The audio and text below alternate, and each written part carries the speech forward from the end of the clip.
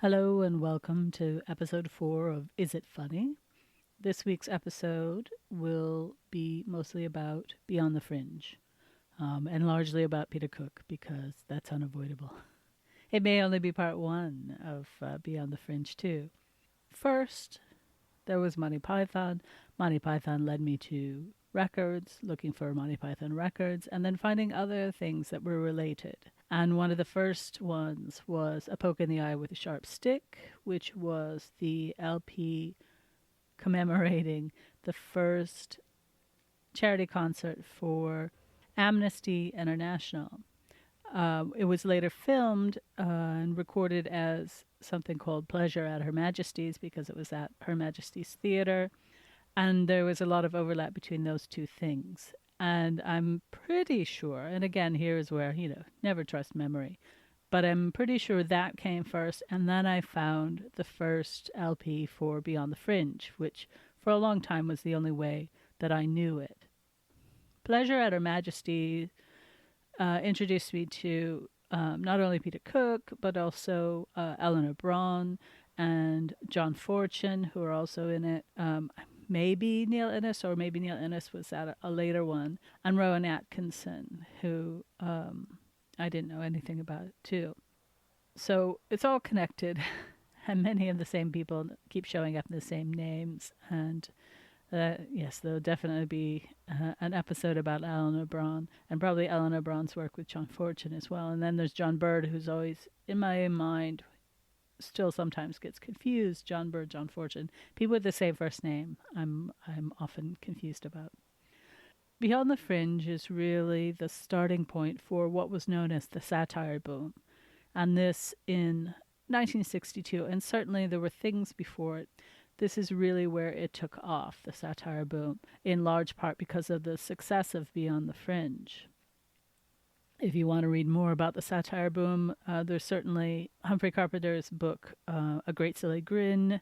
There's also From Fringe to Flying Circus, which is by Roger Wilmot. And it really talks about the sort of path that became a kind of pipeline for British comedy for certainly during the 60s, which was the Footlights Club in Cambridge, that led to these kinds of revues that often went to the West End and then went straight to BBC, sometimes as writers, sometimes as performers. And Peter Cook was certainly one of the people who followed this kind of path. In fact, by the time he was 18 years old, as I think I mentioned in the last episode, he was already writing and being paid to write comedy, and most notably for a piece called Pieces of Eight, which was for Kenneth Williams and Fenella Fielding.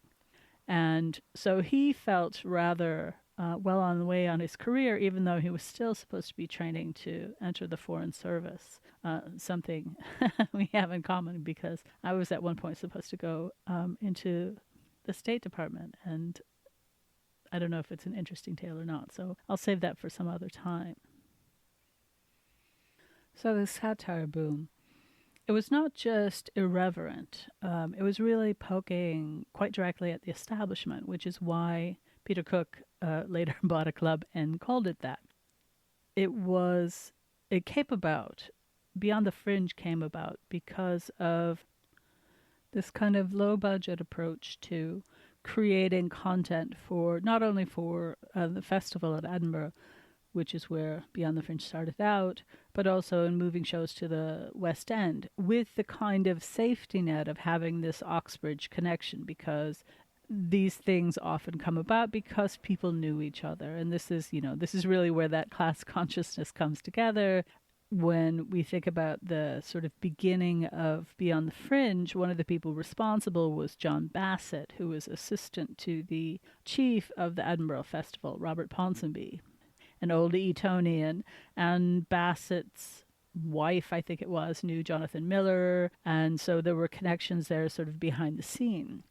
The genesis of the idea was to deal with the kind of competition they were getting from the Fringe Festival. So the Edinburgh Festival itself wanted to get some of the elements that were taking over in the Fringe and bring them to the sort of main stages there. So this kind of competition they thought they could bring together these undergraduate performers for a relatively inexpensive way to try out this new idea. And in fact, not just students, but students who are already on their way to careers. The four in Beyond the Fringe, Peter Cook, of course, Jonathan Miller, Alan Bennett, and Dudley Moore. Alan Bennett and Jonathan Miller were already like, okay, well, we've had our sort of comedy fun time as undergraduates, and now we're going to be serious and go into our careers. Jonathan Miller, whom many people know for a variety of things that he dabbled in through his life, and of course, because he was a man, he was called a polymath, not a dabbler. But Jonathan Miller was already in medical school and was pretty sure that he was going to give up on this comedy thing. And Alan Bennett, while he had enjoyed to some extent performing, was very serious about getting into his career as a medieval historian. Dudley Moore, since he had gone to Oxford on a scholarship for playing the organ, was much more interested in sort of the performance side of it. And Peter Cook, as I've already mentioned, had already had a good start on being a professional in the comedy world. John Bassett's idea of sort of bringing them all together for this performance, combining two from Cambridge, and it was in fact Jonathan Miller who had recommended John Bassett get in touch with Peter Cook, and then the two from Oxford, Alan Bennett and Dudley Moore, who were a little more subdued on the whole. In fact, all four of them really meeting up for the first time in London, near the hospital where Jonathan Miller worked. It was a little bit of a difficulty sort of feeling out how things would go. And in fact, there's a really great story of that very first meeting in the restaurant, which nobody can quite remember. Was it an Indian restaurant? Was it an Italian restaurant? But everybody agreed the food was really terrible. Now I'm going to read a little bit from the biography of Peter Cook written by Harry Thompson, which is largely pretty good. If the biographer starts out with an assumption of here is the arc of the person's life, then they tend to find evidence to fit that arc. And I think a lot of people sold Peter Cook short on the end of his life because it was like, oh, he's just lost everything and he has no ability left. And clearly his appearances on Clive Anderson showed that was not the case. But anyway, so the first meeting of the four who would become Beyond the Fringe, Miller, Bennett, and Moore all later confessed to John Bassett that they had gone to the meeting apprehensive about who would crack the first joke. They need not have worried. Miller recounts how, quote, as soon as Peter sat down at lunch, this flow of uncontrollably inventive stuff came out of him. It was impossible to compete with him. You couldn't actually participate. There was no room for one to get in. One simply had to be an audience of it. It was very exhausting. Even when, in fact, you were helpless with laughter, you longed for it to finish, not merely because you were exhausted by the laughter, but because there seemed to be no prospect of it coming to an end at all. He seemed very threatening to us all in that respect. Alan Bennett, who barely spoke a word, had similar misgivings. I had the slight feeling I was there under false pretenses, a feeling that never really left me. Peter was very funny and, to my alarm, very fluent. He appeared to be able to ad-lib excellent material in monologues of spiraling absurdity. Moore was feeling, if anything, even more cowed. I was completely mute in front of these intellectual giants. I felt I was just there to supply music more than anything. They were all 6'2", I was 5'2", which made a great deal of difference. So maybe not the most propitious of starts, but start they did. And there was no real sort of organizing principle behind things. They all came from very different sort of backgrounds, and which figured in the show to some extent. And to begin with, they only needed an hour of material. Miller and Bennett were the ones who were more keen on actually doing real satire. But it was Peter Cook who did the Macmillan sketch, and the Lord Chamberlain, whose office censored all plays that appeared on the West End. Censored one of the bits, the Bollard cigarettes sequence, because of use of terminology. Anything referring to homosexuality was forbidden. There were completely different kinds of sketches included in the revue, as it was. including Jonathan Miller's fantastic Shakespeare sketch, which is one of the few that really captures the feel of Shakespeare in an almost beautiful way, and then occasionally undercutting it with, very good humor and sometimes very silly humor. There's a wonderful line sort of near the end of the bit that is, "Oh, saucy Worcester," which pays off really well, especially after all the very, elevated language. Alan Bennett did his famous sermon, and of course, Dudley Moore did in fact play the piano and played very witty and very entertaining spoofs and inspirations from well-known songs. They had one sort of last-minute problem that Actors Equity was going to demand that Peter Cook change his name because there was a Peter Cook, C-O-K-E, currently in Equity, and his first suggestion for an alternate name was Javier Blancmange, which they did not accept. And then there was Wardrobe Ebenezer and Sting Thundercock, and so I guess they finally gave up on it.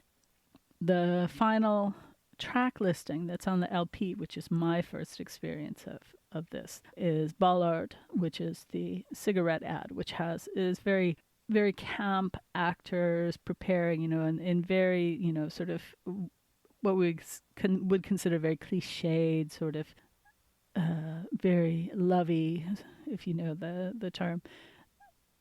And then, of course, when the recording is rolling, that they all become very butch and Bollard, it's a man's cigarette.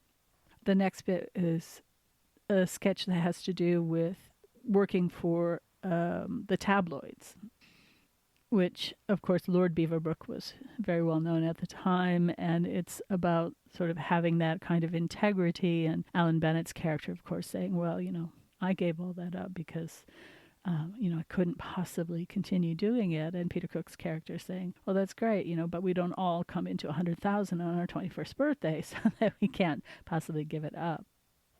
Dudley Moore's Deutsche Chansons, which is a very good sort of Kurt Weill impressions and very dramatic and singing all the parts in these different voices and playing it. Alan Bennett's Take a Pew, which is absolutely delightful monologue of this minister trying to work his way around the very normal sort of picking a Bible verse at random and then building a sermon around it. And of course the Bible verse that he's chosen is, "But my brother Esau is a hairy man and I am a smooth man." And then trying to create these elaborate parables to relate to it and experiences, mountain climbing in Scotland with a friend and climbing to the top of the peak. And then my friend very suddenly and violently vomited. And I think this, relates back to this, "But my brother Esau was a hairy man, but I am a smooth man." And then the end of the A side, LPs, remember those days. The end of the A side is The Aftermath of War. And this is probably the one piece that propelled them beyond just sort of comedy into genuine satire.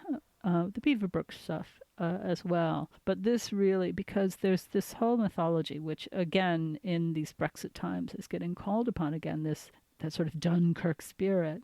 But this idea that everybody was, pulling together and everything was great. And during the war, everything was just, everybody hung together and everything was very smooth and all went well because we just knuckled down and did our best. And it parodies all that and all those films that were made. And again, wartime propaganda films that were trying to show this, spirit of togetherness and this very, at times very hokey sort of morality and sacrifice, and really it punches holes through that in a very brilliant and very carefully skewered way, but also very, very funny. The football analogy of Peter Cook playing an officer taking aside one of his men and saying, "You know how it is when 10 men sometimes play better than 11 on the pitch, and we're one man down. Well, we want you to be that one man. So, fly over and get yourself killed." One of the running jokes that still comes up all the time for my brother and I is the fella who is I never used to hear the news. I was always out in the garden, planting this or planting that, and my wife came out and told me the terrible news, and I told her, no, don't worry, never mind. Put the kettle on. We'll have a nice cup of tea. And of course, in the last of these repeating bits, the last bit is hearing about rationing, and it's like, put the kettle on, and we'll have a nice cup of boiling hot water. But it's, in amongst all these other things about, this mythology of the war. And again, very important that it's called the aftermath of war.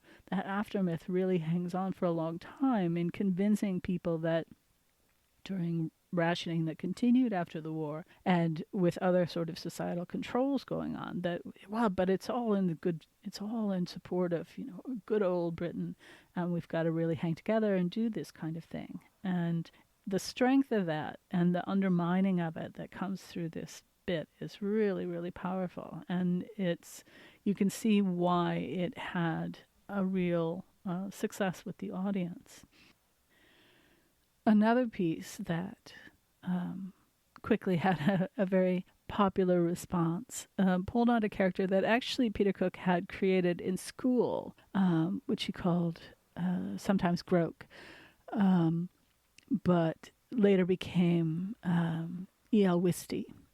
But in this particular case, he's a coal miner. And the bit is called Sitting on the Bench. And it's a coal miner who talks about why he became a coal miner and not a judge. And of course, the reason is, I never had the Latin for the judging. And, you need that for the exam in order to pass it. And he said, the mining exam was not so rigorous. They only ask you, who are you? And I got 75% on that. And the interesting thing about this is that there are many versions of this particular piece that exist out there from various performances over time that Peter Cook had done over and over and over again, and they're all quite different. And apparently, since Alan Bennett was on, it's just, the more common one to come off my tongue, I guess. Because Alan Bennett would be on immediately after him, he got a little frustrated with Peter Cook because Sitting on the Bench could take anything from 5 minutes to 15 minutes, depending upon when he's, one of these evenings, or it was just kind of rolling with it and creating new aspects of the story, because it got into, nude ladies and them going down the mine and trying to sell the story of his life to a publisher. If you see the video of the farewell performance of Beyond the Fringe, those elements have crept into that final performance of it. There's also, on the LP, after Sitting on the Bench, is And the Same to You, which is the Colonel Bogey March done in the style of Beethoven. And one of the brilliant things about it is Dudley Moore creates this persona of the pianist playing it, who's unable to come to the end of the song and keeps coming up with these sort of finishing touches, and then it doesn't quite end and it changes to a different one, and he keeps coming around and and trying to get it to stop, and then finally just kind of walks away from the piano. And it's really quite brilliant. There's another bit from Alan Bennett called Portrait from Memory, and there's sort of two different ones that he would do, and one was on T.E. Lawrence, and the other was on the philosopher G.E. Moore, and that's the one that's on this LP, unless I'm sadly mistaken. And it's another one that, again, just ingrained into memory so much that it's one that my brothers and I all know very, very well too. And in large part, it's funny because it's very much based on this precision of language that is such a part of philosophy. Do you have some apples in that basket? No. Do you have apples in that basket? And the difference between them and the responses. He said yes and smiled seraphically, as was his wont. And this, again, sort of almost the end of the second side of the LP, has another big sort of showpiece, like the kind of opposite, The Aftermath of War was So That's the Way You Like It, which is Jonathan Miller's Shakespeare parody, which again is just brilliant. And it's hard to do Shakespeare parody without being far too side on the parody side and not enough on the Shakespeare side, because it's awfully difficult to reproduce. But it is so many recognizable things in it, and so many recognizable aspects, and the names and the wars and the conversations, and then the in between moments, the when we go from the kings to the commoners, and we have the humorous like the grave diggers in Hamlet, where much more the style of humor is different too. So you have this much more sort of like bodily humor, and it's very funny, and Miller gets this balance between them just right. And again, that killer line of Saucy Worcester just really, really works in context. And then the final piece for this LP is the ever so fitting right now, The End of the World, which I initially saw, again, my memory and overlaps, but in Pleasure at Her Majesty's. So it was with Peter Cook, who did write this one, but it also had Python members, and it had Rowan Atkinson in the Dudley Moore part. And The End of the World is a story of a cult who climb up on the top of a mountain and prepare for the end of the world. The various questions they have for their leader, played by Peter Cook, and of course the Dudley Moore, in this case, playing a very gravelly voice sort of follower who's not very smart, which he tended to play a lot of those kind of characters. Question, will this wind? And Peter Cook, the very, very officious sort of cult leader, is like, it has to be a question. You're speaking too softly for the human ear, which is what I'm equipped with. Can you repeat your question? He's like, even softer, saying, well, this wind. He's like, well, that's no good. What kind of a follower are you? I tell you to speak louder, you speak softer. It's very strange behavior at a follower. And so finally he gets at his question, which is, will this wind be so mighty as to lay low the mountains of the earth? He finally gets his question out. Peter Cook repeats his question, and he's like, well, no, of course not. That's why we've come up on this mountain, you nit. And, we'll be up here, we'll be safe as houses. Well, no, the houses, they'll all be destroyed, but we'll be fine. So they're counting down the last minutes. And of course, nothing happens. And somebody, it was GMT, right? And so they're like, well, we'll just do it again. Well, all right, come back tomorrow. And they go off.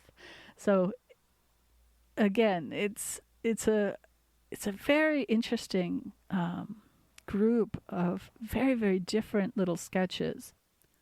The great thing about Beyond the Fringe is that it allows all of the performers to showcase their individual talents, but when they come together, they really create something special. And I think that's the strength of it, both in the original version and the version they took to New York and then brought back again to Britain.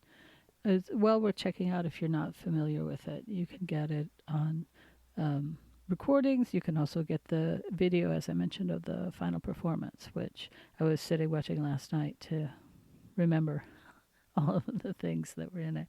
And of course, that the show innovated as it went over time. All right, that's plenty for this episode, as they seem to be getting longer and longer. So I'll just thank you for listening and see you next time. Bye.